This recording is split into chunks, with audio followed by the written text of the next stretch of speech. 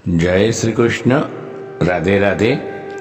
રાધે સત્સંગમાં સત્સંગનું રસપાન કરતા સર્વે આત્મીયજનો શ્રી વલ્લભની પ્રેરણાથી પ્રેરાઈને રાધે સત્સંગમાં આજે આપણે જોઈએ કે આપણે આપણા પ્રભુ પાસે કેવી રીતે માંગવું, શું માંગવું, એક ઉત્તમ પ્રસંગથી જોઈએ. પરંતુ તે પહેલાં આપણે રાધે સત્સંગ ચેનલને જો સબસ્ક્રાઈબ ન કરી હોય તો સબસ્ક્રાઈબ કરશો, જેથી નિત્ય સત્સંગની જાણ આપને થઈ શકે.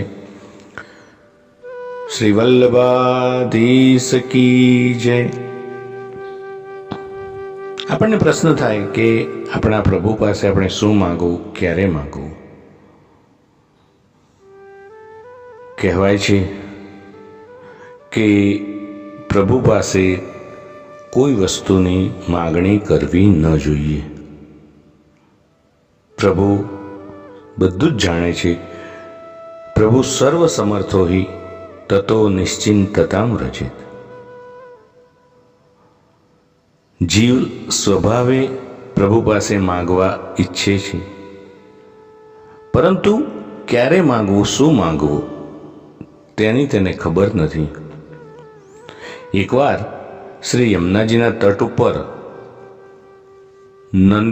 નંદ કિશોર મુરલી બજાવી રહ્યા હતા, ત્યારે વ્રજ સ્વામીજી એને તાલ આપી રહી હતી. થોડી વાર પછી નંદ કિશોરે કહ્યું કે સખી, મેં તને મુરલીનો મધુર નાદ સંભળાવ્યો, હવે તું મને કોઈ મધુર ગીત સંભળાવ. પ્રભુની આજ્ઞા થઈ. આવી આજ્ઞા સાંભળી ભાવનાના આવેશમાં આવી જઈને મધુર મધુર ગીત ગાવા લાગી. સાંભળીને શ્યામસુંદર ખૂબ જ પ્રસન્ન થયા અને કહ્યું, સખી, તારા ગીતથી મને ખૂબ પ્રસન્નતા થઈ છે.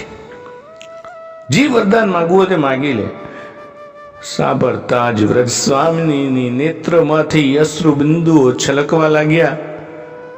કહેવા લાગી, શ્યામ સુંદર, મને તો કંઈ પણ માંગવાનું યાદ નથી આવતું.